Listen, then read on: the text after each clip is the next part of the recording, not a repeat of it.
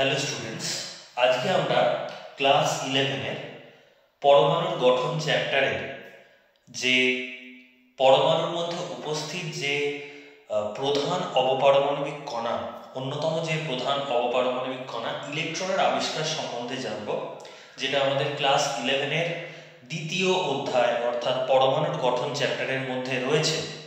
তো সেখানে আমরা সকলেই জানি যে পরমাণুর যে অবপারমাণবিক কণা অর্থাৎ ইলেকট্রন, সেটা আবিষ্কার করেছিলেন স্যার জে থমসন 1897 সালে ক্যাথোড রশ্মি পরীক্ষার মাধ্যমে।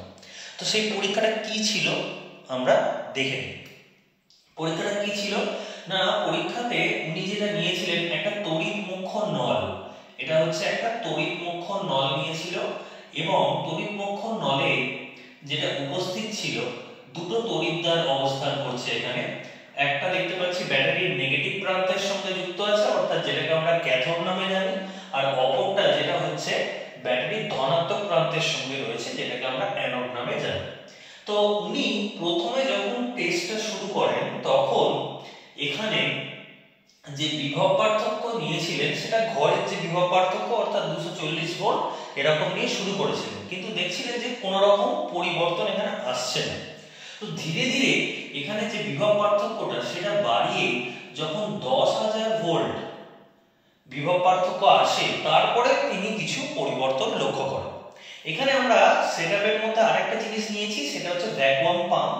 এই ভ্যাকুয়াম পাম্পটার কাজ হচ্ছে এই তড়িৎ মুখ্য নলের মধ্যে উপস্থিত যে গ্যাস আছে সেই গ্যাসকে যতটা সম্ভব বের করে নেওয়া। এর বের করে নেওয়ার কারণ কি? কারণ আমি চাই যে তড়িৎ মুখ্য নলের মধ্যে উপস্থিত যে গ্যাস, সেই গ্যাসের কণাগুলো যথাসম্ভব কম থাকবে। তার ফলে আমি যখন এর মধ্যে দিয়ে তড়িৎ প্রবাহ চালনা করব তাহলে কম সংখ্যক পরমাণু যাতে আয়নিত হয় এবং এই আয়নায়নের প্রভাবে এখানে কিছু বর্ণের সৃষ্টি হয়। তো যখন 10,000 ভোল্ট দিই, 10,000 ভোল্ট তড়িতের জন্য আমরা দেখতে পাই যে এখানে একটা সবুজাভ হলুদ বর্ণের একটা আলো সৃষ্টি হয়েছে। ঠিক আছে, সবুজাভ হলুদ। তো এই যে সবুজাভ হলুদ বর্ণের যে ছটাটা সৃষ্টি হলো সেটা এত দ্রুত হয় যে আমরা বুঝতে পারি না যে কোনখান থেকে সেটা উৎপন্ন হয়েছে। সেই জন্য স্যার জে থমসন কি করেছিলেন যে এখানে যে ক্যাথোড আর অ্যানোডের মধ্যবর্তী স্থানে দুটো প্লেট ব্যবহার করলেন। ঠিক আছে, একটা হচ্ছে যেটা ধনাত্মক প্রান্তের সঙ্গে যুক্ত, আর আরেকটা প্লেট যেটা ব্যবহার করলেন সেটা হচ্ছে ব্যাটারি ঋণাত্মক প্রান্তের সঙ্গে যুক্ত। ঠিক আছে, এই যে ধনাত্মক প্রান্তের সঙ্গে যুক্ত সেখানে থাকা যে প্লেটটা আছে, আমরা দেখলাম যেটা যে এই যে আলোকরশ্মিটা সবুজাভ হলুদ বর্ণের 10,000 ভোল্টে যেটা সৃষ্টি হচ্ছিল, যেটা ক্যাথোড থেকে অ্যানোড অবধি বিস্তৃত, আমরা জানি না যদি যে ক্যাথোড থেকে উৎপন্ন হচ্ছে কি অ্যানোড থেকে উৎপন্ন হচ্ছে। এই প্লেটটা দেওয়ার পর আমরা দেখলাম এই যে রশ্মির যে গতিপথটা যেটা অ্যানোড অবধি বিস্তৃত ছিল সেটা ওই দূর না গিয়ে একটা বিচ্যুতি দেখালো কোন দিক অবধি, যেখানে আমার ধনাত্মক প্রান্তটা এই পাতের যে ধনাত্মক পাতটা আমি লাগিয়েছি সেই বরাবর চলে আসছে। তো এইটার প্রভাবে আমরা কি বুঝতে পারলাম বা উনি কি ধারণা করলেন? উনি ধারণা করলেন এই যে কণাটা, এই যে আমরা আলোক রশ্মিটা দেখছি যে সবুজাভ হলুদ বর্ণের যে রশ্মিটা সৃষ্টি হচ্ছে সেটা অবশ্যই ক্যাথোড থেকে সৃষ্টি হচ্ছে, তাই ওই রশ্মিটার নাম দিলেন ক্যাথোড রশ্মি।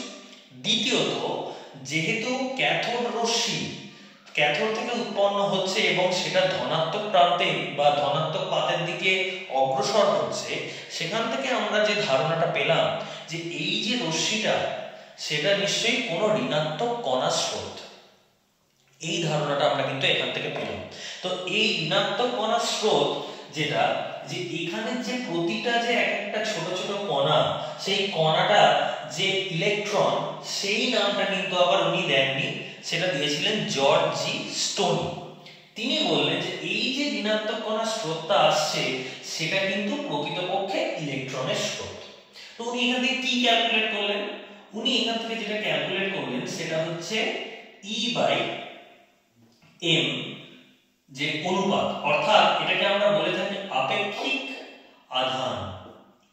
এটা হচ্ছে আপেক্ষিক আধান। তো আপেক্ষিক আধানের মানটা যেটা এলো সেটা হচ্ছে 1.76 ইন্টু 10⁸ কুলম্ব পার কেজি। তো এই যে জিনিসটা এলো কুলম্ব পার কেজি, যে আপেক্ষিক আধানের মানটা এলো, এটা কিন্তু দেখা গেল যে এখানে আমি যাই গ্যাস ব্যবহার করি না কেন, সেটা হাইড্রোজেন হোক, অক্সিজেন হোক, কার্বন ডাই অক্সাইড হোক, যাই হোক, প্রতি ক্ষেত্রে এই মানটা কিন্তু ধ্রুবক এলো। তো এই মানটা ধ্রুবক এলো বলে সেই জন্য স্যার জে থমসন এই ধারণা করলেন, বা আমরা যেটা দেখলাম সেটা হচ্ছে যে ইলেকট্রনই হচ্ছে আমার কোনো পরমাণুর মধ্যে উপস্থিত যে সার্বজনীন আণুবীক্ষণিক বা অবপারমাণবিক কণা। কারণ যেহেতু গ্যাস ভেদে আমরা দেখছি আপেক্ষিক আধানের মানের কোনো পরিবর্তন নেই, তাহলে আমরা এখান থেকে বলতে পারি যে ইলেকট্রন হচ্ছে কোনো পরমাণুর মধ্যে উপস্থিত সার্বজনীন অবপারমাণবিক কণা। এই হচ্ছে আমাদের ইলেকট্রনের আবিষ্কার। তো ইলেকট্রনের যদি বলা হয় যে ইলেকট্রনের নামকরণ কে করেন, তাহলে নামকরণ সেটা করেছিলেন জর্জ জি স্টোনি। জর্জ জি স্টোনি। তো আবিষ্কর্তা হচ্ছেন স্যার জে থমসন, কিন্তু নামকরণ করেছিলেন জর্জ জি স্টোনি। যদিও এখান থেকে আমরা কিন্তু ইলেকট্রনের আধান এবং ইলেকট্রনের ভর সম্বন্ধে জানতে পারি না। ওটার জন্য আমাদের যেটা দেখতে হবে সেটা হচ্ছে মিলিকানের অয়েল ড্রপ টেস্ট। ঠিক আছে, সেটা আমরা দেখব পরবর্তী ভিডিও।